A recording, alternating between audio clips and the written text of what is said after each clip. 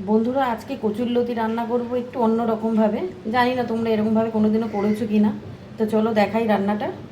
দেখো, এখানে নুন দিয়ে কচুরলতিটা আমি সেদ্ধ করে নিয়েছি। এখানে রয়েছে রসুন, কাঁচা লঙ্কা, চিংড়ি মাছ বাটা। আমি চিংড়ি মাছটাও বেটে নিয়েছি কিন্তু। আর এটা আমি পাটায় বেটেছি। আর এখানে পেঁয়াজ কুচি রয়েছে। তো চলো রান্নাটা শুরু করা যাক। কড়াইয়ে সর্ষের তেল দিয়ে দিয়েছি। আমি কালো জিরা ফোড়নে দিয়ে দিলাম, শুকনো লঙ্কা, একটা গোটা পেঁয়াজ দিয়েছি বড়।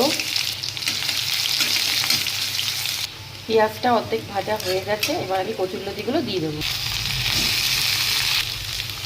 কচুরলতিগুলো বাজার থেকে কাটিয়ে এনেছে, আমার কাটতে হয়নি বাড়িতে। অল্প নুন দিচ্ছি, সেদ্ধ করার সময় নুন দিয়েছিলাম, হলুদ। বাটা মশলাটা দিয়ে দেবো, চিংড়ি মাছ, কাঁচা লঙ্কা, রসুন।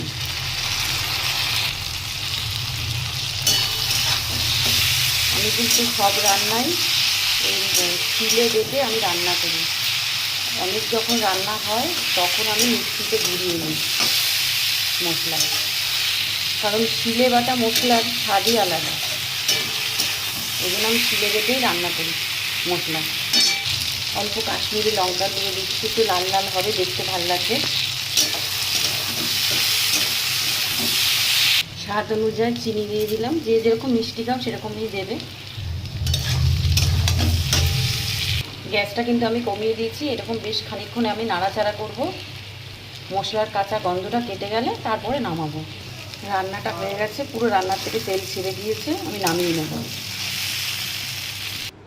নামিয়ে নিয়েছি।